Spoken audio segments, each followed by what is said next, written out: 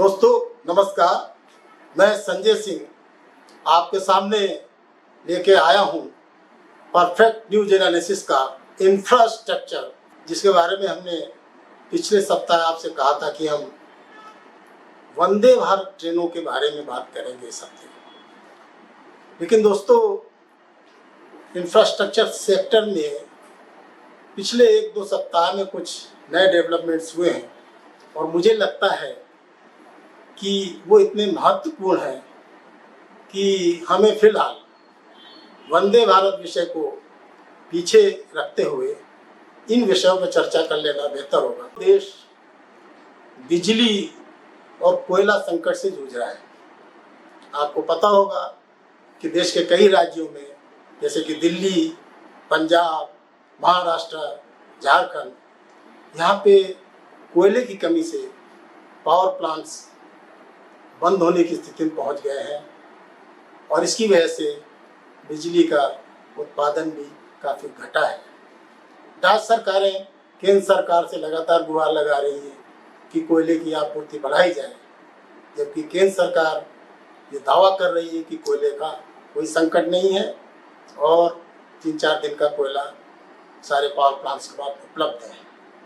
अब हम देखते हैं कि इन दोनों दावों में कितनी सच्चाई है और कौन कितना सही है।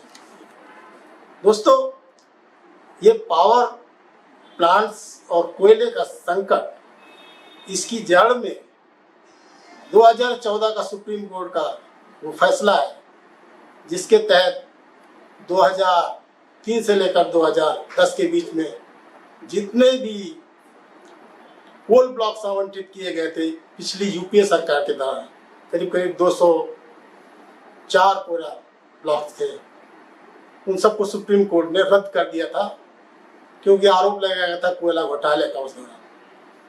तो दोस्तों, वो ब्लॉक तो रद्द हो गए, लेकिन इसके बाद जो मोदी सरकार आई तो 2015 में उसने नए सिरे से कोयला ब्लॉक आवंटित किए और हड़बड़ी में एक नई नीति बनाई और उस नीति के तहत 204 ब्लॉक्स में से करीब 61 ब्लॉक नई कंपनियों को दिए। अब ये कौन सी कंपनियां थी, हम आपको बताते हैं। ये वो कंपनियां थी जो ज़्यादातर पावर जनरेशन में कार्यरत थी, जैसे कि NTPC, NEEPCO, Tehri hydro power development corporation, NLC. ये कंपनियां पावर जनरेट करती थी, लेकिन कोयला उत्पादन का इनका कोई अनुभव नहीं था। नतीजा ये हुआ कि कोयला ब्लॉक लेने के बाद भी ये कंपनियां कोयले का उत्पादन बहुत कम कर पाई। सिर्फ 20 ब्लॉक्स में, 61 में से सिर्फ 20 ब्लॉक्स में कोयला उत्पादन अब तक शुरू हुआ है और बाकी सब में या तो किसी में पर्यावरण और वन की मंजूरी अभी बाकी है या किसी में अभी कुछ भी काम नहीं हुआ है। तो दोस्तों, कोयले की आपूर्ति का पूरा दारोमदार इस देश में कोल इंडिया के पास है।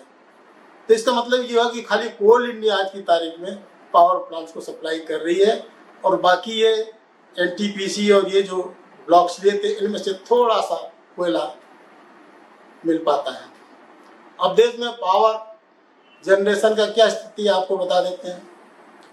देश में तकरीबन आज की तारीख में 3,88,000 मेगावाट बिजली उत्पादन की क्षमता है। अब इसमें से 2,06,000 मेगावाट, जी हाँ, आधे से भी ज़्यादा 60% वो कोयला प्लांट से आता है। कोयला प्लांट्स में कोयले का स्टॉक कम से कम 14 दिन का रहना चाहिए। आज पिछले 2 साल में कोरोना और भारी बारिश इसकी वजह से कोयला प्लांट्स में कोयला का उत्पादन लगभग 50% रह गया है। इसकी वजह से कोल इंडिया कोयले का सप्लाई नहीं कर पा रही है।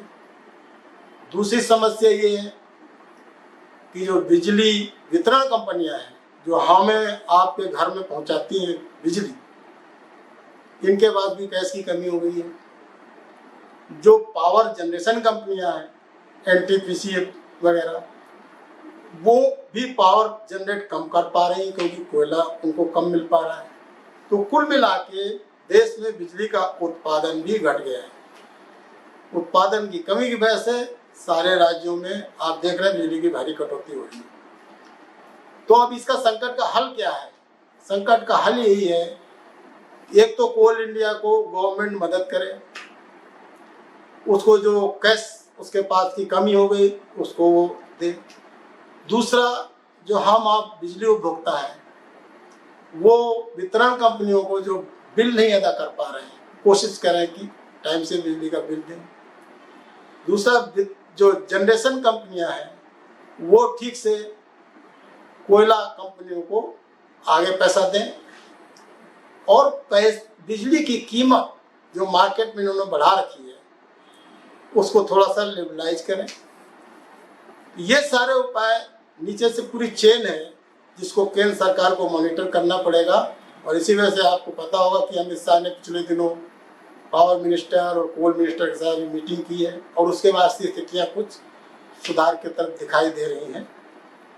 उम्मीद है कि सरकार के प्रयासों से अगले 1-2 हफ्ते में कोयले संकट में कुछ राहत मिलेगी, लेकिन इसका दीर्घकालीन हल तभी निकलेगा जब जितने कोयला ब्लॉक्स हैं उनमें बाकायदा उत्पादन शुरू हो जाए, जो कि लंबे अरसे 10 साल से अटका हुआ है।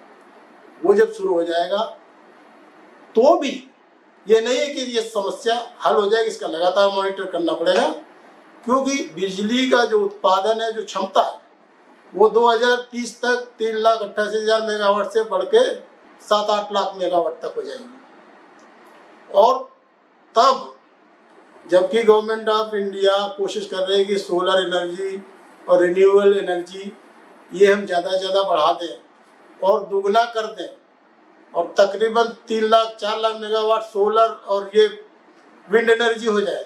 इसके बावजूद भी कोल प्लांट, चूँकि हमारे देश में कोयले का उत्पादन काफ़ी होता है, काफ़ी उसके रिसोर्सेज हैं और अगले 400 साल तक हम उस कोयले से बिजली बना सकते हैं।